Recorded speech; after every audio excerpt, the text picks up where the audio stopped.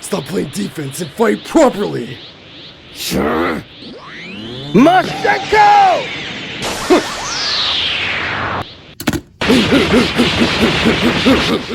Father, can't we slow down?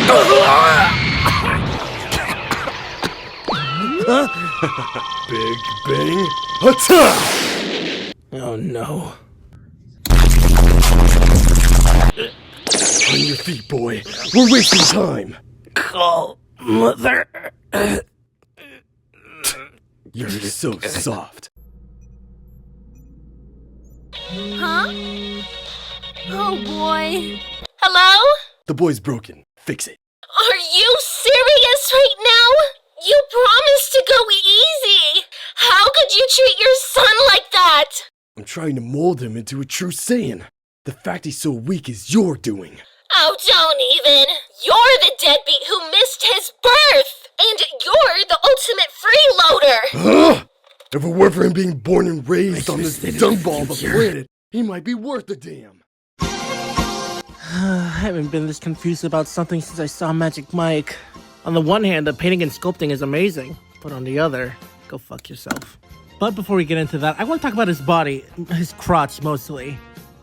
Don't look at me like that. Comparing him to Vegeta, we can see that Trunks is rocking a whole new body mold, and wow, I just like this one a whole lot better.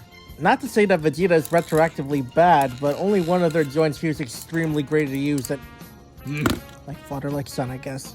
Or fucker. He's also limited in other ways, but I'll get to that more in post-ability. Trunks' jacket is made up of a flexible rubber, which does feel really cool, though I worry about how this part will last into the future. One thing I'm not worried about, though, is this head sculpt. God damn, this looks amazing! This is a dead ringer for Trunks' dome, and it looks fantastic, but I do want to talk about the hair real quick. Vegeta's shiny gold hair was one of my biggest praises for him back in the day, but I like Trunks' hair more. But it's not just the coloring of the hair. The way it's sculpted also feels kind of bobbleheadish. We've got plenty to talk about here with tons of different accessories. The fists are what you'd expect from most Dragon Ball figures, but I accidentally mixed and matched the two gripping hands and I'm too lazy to go back and change it. One accessory I'm not too crazy about though is the alternate bang piece. I guess it's supposed to replicate his hair flaring up even more so, but it just makes him look more like his dad. But it does give us a pretty good look at his other faces. We get neutral, side-eye, teeth gritting, and... But that's not all we can do. We just rip off his head real quick. We can replace it with this base form head. And while this does look really good, for some reason they used the same plastic as the Super Saiyan hair. Why? Now, I don't know much about painting figures, so correct me if I'm wrong, but wouldn't it be cheaper just to cast this in purple in the first place instead of painting it purple? Oh well, it still looks really good. Though I do wish he did come with a smiling face. Despite his tough exterior, Trunks is a very polite kid, and none of his faces really capture that aspect of his personality. And finally, we can talk about Trunks' sword sheath.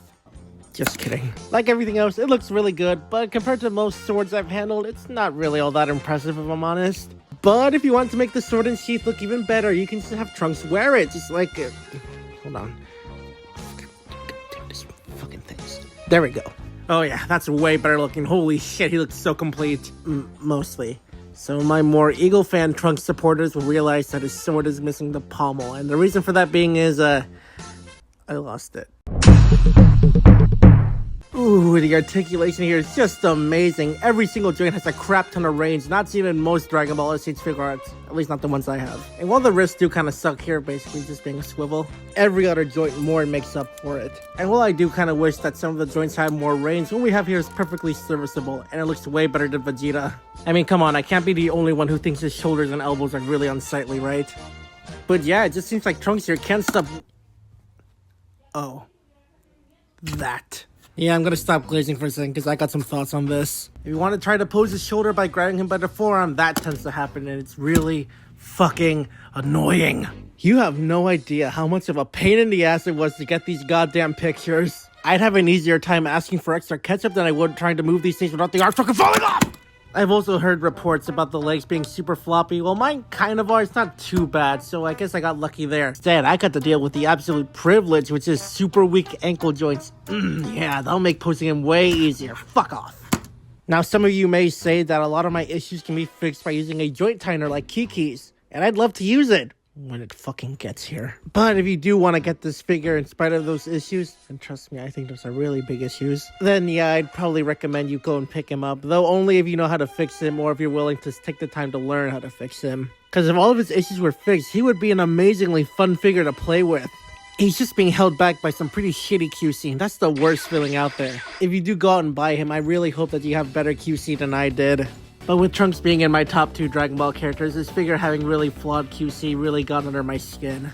But I'd be lying if I said I wasn't happy to have him and that I didn't like him. But since we finally got Trunks out of the way, we can move on to Makima.